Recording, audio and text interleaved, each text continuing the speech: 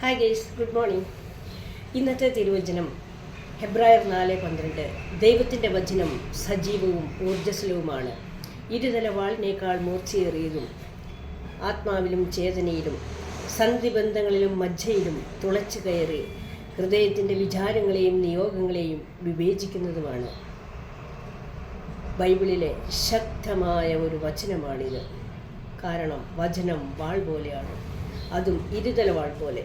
ഇരുതല വാളിൻ്റെ പ്രത്യേകത നമുക്കറിയാം, അതിൻ്റെ ഏതറ്റം കൊണ്ടാലും മുറിയും.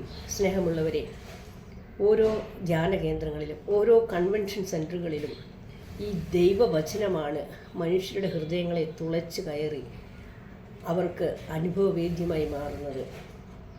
വിടുതലുകൾ നൽകുന്നത്, രോഗസൗഖ്യങ്ങൾ നൽകുന്നത് എല്ലാം വചനത്തിൻ്റെ അഭിഷേകമാണ്.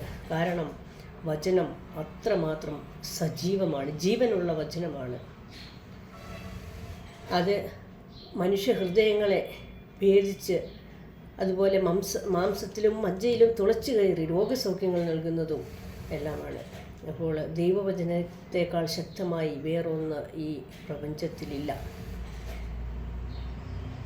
സ്നേഹമുള്ളവരെ, നമുക്ക് ആരൊക്കെ ദൈവവചനത്തിൽ ആശ്രയിക്കുന്നുവോ, ആരൊക്കെ ദൈവവചനത്തിൽ ആഴപ്പെട്ട് ജീവിക്കുന്നുവോ, അവരുടെ ജീവിതങ്ങളെ ദൈവം ഏറ്റെടുക്കുക തന്നെ ചെയ്യും. കാരണം അവർക്ക് മുന്നോട്ട് അവരുടെ പാത വിസ്തൃതമായി, അവരുടെ പാതയിൽ ഒരു തടസ്സങ്ങളുമില്ലാതെ മുന്നോട്ട് പോകാനുള്ള വലിയൊരു കൃപാവരം ദൈവം തമ്പുരാൻ തന്നിരിക്കും.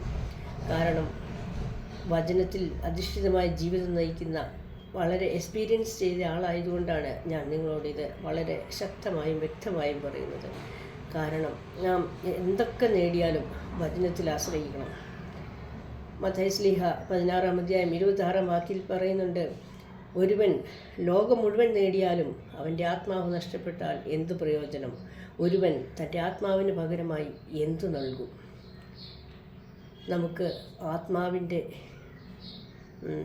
നേട്ടമാണ് ഏറ്റവും വലിയ നേട്ടം. അതിനുശേഷം മാത്രമേ ഭൗതികമായ നേട്ടങ്ങൾ ആശ്രയിക്കാൻ പാടുള്ളൂ.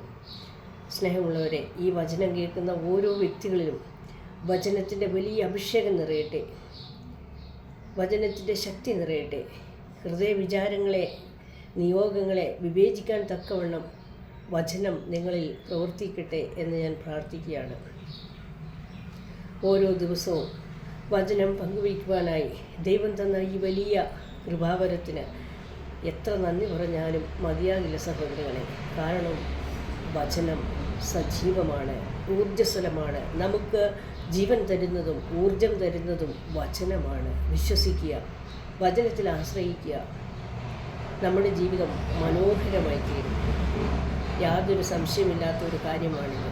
കാരണം വചനം ആരൊക്കെ കയ്യിലെടുക്കുന്നുവോ, വചനം ആരൊക്കെ ഹൃദയത്തിൽ ചുമക്കുന്നുവോ, തീർച്ചയായും ദൈവം അവരുടെ കാര്യങ്ങളിൽ തൽപരരാണ്.